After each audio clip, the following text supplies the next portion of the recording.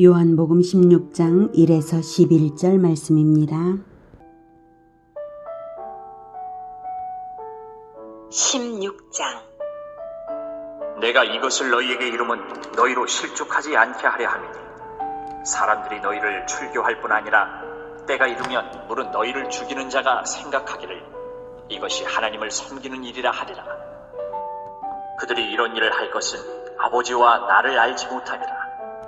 오직 너희에게 이 말을 한 것은 너희로 그때를 당하면 내가 너희에게 말한 이것을 기억나게 하려 하며 처음부터 이 말을 하지 아니한 것은 내가 너희와 함께 있었음이라.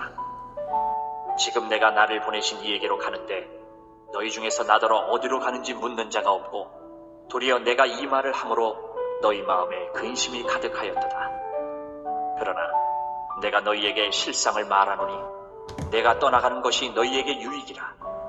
내가 떠나가지 아니하면 보혜사가 너희에게로 오시지 아니할 것이요 가면 내가 그를 너희에게로 보내리니 그가 와서 죄에 대하여 의에 대하여 심판에 대하여 세상을 책망하시리라.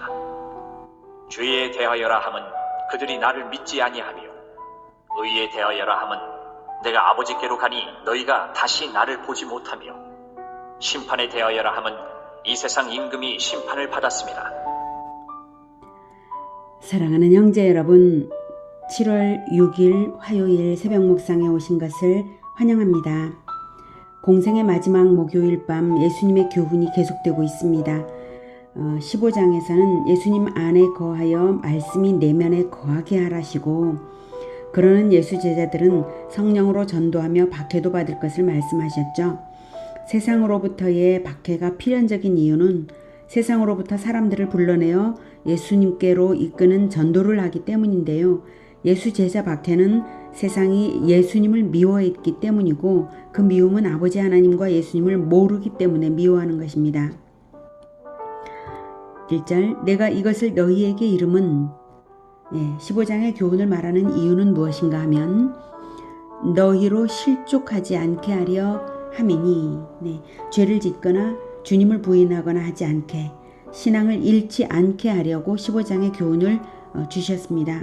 2절 사람들이 너희를 출교할 뿐 아니라 때가 이르면 핍박의 시기가 되면 그런 시기가 온다는 것이죠. 때가 이르면 무릇 너희를 죽이는 자가 생각하기를 이것이 하나님을 섬기는 일이라 하리라. 그들이 이런 일을 할 것은 아버지와 나를 알지 못함이라. 세상이 박해하는 이유를 가만히 생각해 볼수록 더욱 전도를 멈출 수 없는 일입니다.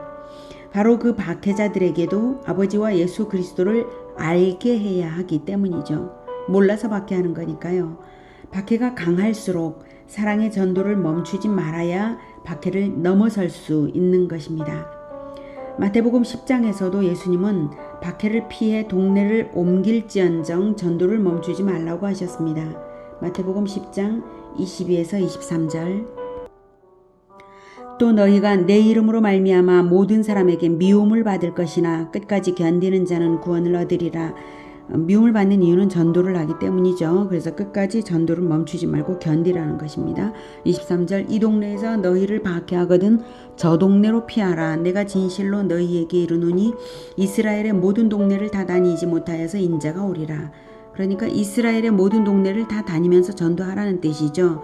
여기서 이스라엘은 그 당시에 이스라엘만을 말씀하시는 것은 아니고요. 새 이스라엘 즉 모든 믿는 자가 있는 전 세계를 다 다녀서 더욱 세상에서 사람들을 이끌어내라 이런 뜻입니다. 동네를 바꾸면서 전도하면 되는 것입니다. 세상은 넓고 선교지는 많습니다. 그리고 전도의 말은 성령이 인도하십니다. 18절에 또 너희가 나로 말미암아 총독들과 임금들 앞에 끌려가리니 이는 그들과 이방인들에게 증거가 되게 하려 하심이라. 너희를 넘겨줄 때에 어떻게 또는 무엇을 말할까 염려하지 말라.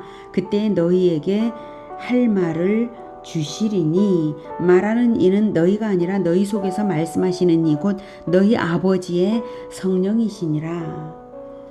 이렇게 성령을 받아서 너희가 말을 하게 될 것이다. 이 말씀입니다. 초대 예루살렘 교회 스데반 집사가 사내들인 공회에 잡혀가서 신문을 받는 자리에서 설교를 한 것과 그리고 사도 바울이 아그리빠 왕에게 재판받는 자리에서 설교를 한 것이 좋은 모범이 됩니다. 4절 오직 너희에게 이 말을 한 것은 너희로 그때를 당하면 내가 너희에게 말한 이것을 기억나게 하려 하며 박해의 때를 당하면 예수 제자들이 당황하지 않도록 미리 말씀하셨다는 것이죠. 처음부터 이 말을 하지 아니한 것은 내가 너희와 함께 있었음이라. 공생의 기간에는 제자들보다는 예수님에게 박해가 집중되었기 때문이고 제자들은 아직 믿음이 확고하지 않았던 터라 너무 일찍 두려움을 갖게 되지 않기를 바라셨기 때문에 박해에 관해서 말할 필요가 없으셨습니다. 그런데 이제는 예수님께서 떠나실 것이고 이제부터는 박해가 예수 제자들에게 집중될 것이기에 성숙한 신앙으로 대비하게 하시는 것이죠. 5절 지금 내가 나를 보내신 이에게로 가는데 너희 중에서 나더러 어디로 가는지 묻는 자가 없고 도리어 내가 이 말을 함으로 너희 마음에 근심이 가득하였도다. 예수님이 떠나신다니까 예수 제자들은 이기적인 근심에 사로잡혔습니다. 자기 자신이 어떤 일을 당할지 두려운 것이죠. 그보다는 오히려 예수님이 떠나시는 곳과 목적에 관심을 가지는 것이 마땅한데도 그러지 못하고 있구나 하시는 것이죠. 예수님이 떠나시는 것은 그리스도의 사명을 주신 아버지께로 사명을 다 이루어서 돌아가실 것입니다. 그 사명을 다 이루시는 일이 내일 당할 십자가 죽음이고요. 이 사명 완수의 목적인 하나님 나라 완성을 생각하면 이기적인 근심에만 사로잡혀 있을 일이 아닌 것입니다. 오히려 기대감을 가져 마땅한 일이라고 말할 수 있습니다. 7절 그러나 내가 너희에게 실상을 말하노니 내가 떠나가는 것이 너희에게 유익이라. 내가 떠나가지 아니하면 보혜사가 성령이 너희에게로 오시지 아니할 것이요 가면 내가 그를 성령을 너희에게 보내리니. 아버지 하나님께 구하여서 예수 이름으로 성령을 보내시는 것입니다. 예수님께서 부활 승천하시고 난 다음에 성령 강림이 있을 것인데요. 여기서 내가 떠나가지 아니하면 보혜사가 너희에게로 오시지 아니할 것이요 라고 말씀하신 것은 십자가 사역을 하는 것이 성령을 보내시도록 할 수 있는 근거라는 말씀입니다. 예수님이 대속의 죽음을 죽으신 이후에야 성령께서 그 대속의 은혜를 전하는 일을 제자들 안에서 하실 것입니다. 또한 부활하신 이후에도 지상에 남아 계시지 않고 승천하셔야 되는 이유가 무엇인가 하면 예수님은 육신의 한계를 가지시고 사역을 하신 분이시고 성령은 모든 믿는 자에게 무제한으로 영이시니까요. 무제한으로 임하셔서 예수의 일을 하실 것인데요. 부활하신 예수님이 지상에 남아 계시면 성령을 받은 사람들조차도 자기 안에 내주하신 성령의 인도를 따르지 않고 자기 안에 내주하신 성령의 인도를 따라 자기 인생 영역에서 예수의 일을 하려고 들지를 않고 누구나가 부활하신 예수님 계신 곳으로만 집중될 것이 분명하기 때문입니다. 그래서 성령의 일을 방해하지 않으려면 부활하신 예수님께서 지상에 남아 계시면 안 되는 거예요. 그래서 예수님이 떠나는 것이 유익입니다. 예수님은 요한복음 14장에서도 말씀하시기를 내가 진실로 진실로 너희에게 이르노니 나를 믿는 자는 내가 하는 일을 그도 할 것이요 또한 그보다 큰 일도 하리니 이는 내가 아버지께로 감이라 라고 말씀하셨죠. 성령을 통해서 모든 믿는 자를 통해서 전 세계적으로 역사하며 이루실 거대한 천국 프로젝트를 비전으로 보시며 말씀하신 것입니다. 8절 그가 와서 죄에 대하여 의에 대하여 심판에 대하여 세상을 책망하시리라. 성령이 와서 죄, 의, 심판에 대하여 세상을 책망하실 것인데요. 죄, 의, 심판에 대하여 깨닫게 하시고 제자들을 통하여 세상을 책망하는 활동을 하실 것이다. 이 말씀이시고요. 9절 죄에 대하여라 함은 그들이 나를 믿지 아니하며 네, 모든 인간은 죄를 가지고 태어나서 죄인이기 때문에 죄 문제는 죄사함을 받는가 못 받는가에 달린 문제입니다. 그러므로 죄사함의 유일한 길인 그리스도를 믿지 않는 것이 죄라고 말할 수 있습니다.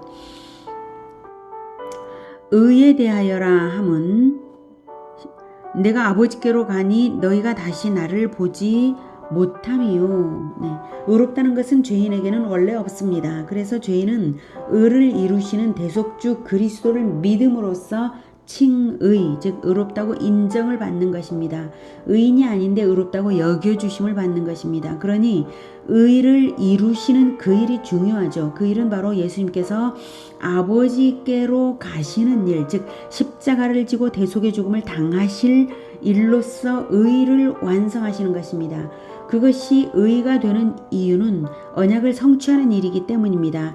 하나님 아버지께서는 대속주 그리스도를 보내실 언약을 주심으로써 믿음으로 말미암아 칭의를 얻는 은혜로운 구원의 길을 제시하셨습니다. 그래서 성자 예수님이 대속을 하러 오신 것이고 그 사역 완성이 바로 내일 죽음을 당하실 십자가 사역입니다. 그리스도만이 완전한 의인이시고 그리스도만이 죄인을 대신해 죽으실 자격이 있으셨고 그리스도의 죽음을 아버지께서 받으신 것은 십자가상의 기도, 저들의 죄를 사하여 주옵소서 하신 그 기도를 받으신 것이고 그러므로 부활을 시키셨고 또 승천하실 것입니다. 완전한 의인이신 예수님을 믿음으로써만 죄인은 칭의를 받을 수 있습니다. 그래서 의에 대하여람은 내가 아버지께로 가니 즉 십자가에서 죽어서 떠나는 것을 통하여서 의를 완성하는 것이다. 이 말씀을 하시는 것이죠. 11절 심판에 대하여라 함은 이 세상 임금이 심판을 받았음이라. 이 세상 임금은 마귀를 말하고요. 마귀는 태초부터 심판을 이미 받은 자입니다. 심판도 구원도 완성의 때가 있기에 아직도 마귀가 심판을 받았지만 준동하는 것은 그 완성의 때가 아직 아니라서 아직 준동하는 것일 뿐 심판은 이미 받았습니다. 에덴에서 첫 범죄가 저질러지도록 한 것은 마귀가 인간을 속여서 죄짓게 만든 것이죠. 지금도 모든 죄는 마귀에게 속아서 그런 것입니다. 첫 범죄를 저지르게 한 마귀를 향하여 하나님께서 심판을 내리셨죠. 그 심판은 여자의 후손이 너에게 발꿈치를 물리면서 너의 머리를 밟을 것이다 라고 마귀를 향하여 말씀하신 것입니다. 여자의 후손은 그리스도이시고요. 예언대로 처녀 마리아에게서 나셨죠. 십자가에서 죽으시는 것이 마귀에게 발꿈치를 물리는 것이라면 그 십자가에서 죄인을 위하여 죄사함을 구하는 기도를 하심으로써 대속을 완성하신 것은 마귀의 머리를 밟은 것입니다. 그 결과 하나님께서 그리스도의 완승을 부활로서 나타내실 것입니다. 그러므로 성령께서 오셔서 예수 제자들에게 내주하시며 하실 일은 예수 그리스도께서 이루신 대속을 알리는 복음 전파로서 세상을 회개하게 하는 일입니다. 그리고 그것은 이미 심판에서 승리로 판정된 일입니다. 오늘은 대속의 완성을 십자가로 이루심으로써 성령을 보내실 예수님이 죄와 의와 심판에 대한 진실, 즉 복음을 성령을 받은 제자들을 통해 전파될 것을 기대하시는 그 예수님을 만났습니다. 그렇습니다. 우리의 전도에 예수님의 기대가 걸려 있습니다. 우리가 복음을 전할 때 예수님과 성령과 예수 제자의 연합 사역이 이루어지는 것이고 하나님 나라가 이루어지는 일이며 이미 내려진 심판대로 승리하는 절대 승리가 보장된 일입니다. 우리의 전도가 예수님께서 죽으시면서 기대하신 일입니다. 성령 충만한 우리 모두가 되기를 축복합니다. 성령이 깨닫게 하심을 따라 복음을 더욱 알고 성령의 인도를 따라 전도에 도전하는 우리 모두가 되기를, 진정한 예수 제자가 되기를 축복합니다. 기도하겠습니다. 하나님, 우리에게 전도하게 하시려고 예수님을 보내시고 예수님을 십자가에서 의를 완성하게 하셨습니다. 하나님, 그러므로 우리가 전도를 하겠습니다. 우리가 예수님의 완전한 의를 전하겠습니다. 그리고 예수님을 믿음으로써 죄사함을 얻는 그것을 전하겠습니다. 모든 사람이 죄인임을 알게 하고 예수님을 믿음으로써 죄사함을 얻어 칭의를 받는 것을 전하겠습니다. 그리고 마귀는 이미 심판을 받았고, 그러므로 마귀를 떠나 마귀를 대적함으로써 승리 생활을 하도록 전하겠습니다. 하나님, 우리에게 이 놀라운 복음을 주시고 또 복음을 전하는 놀라운 영광의 사명을 우리에게 주신 것을 정말로 감사합니다. 하나님, 우리가 성령으로 충만하게 하여 주시옵소서. 그리하여서 이 복음을 세상에 전할 수 있도록 도와주시옵소서. 우리가 복음을 전할 때 더욱 성령 충만하게 하실 것을 또한 믿습니다. 주여, 감사합니다. 예수님의 이름으로 기도드립니다. 아멘. 이어지는 시간은 개인 기도 시간입니다.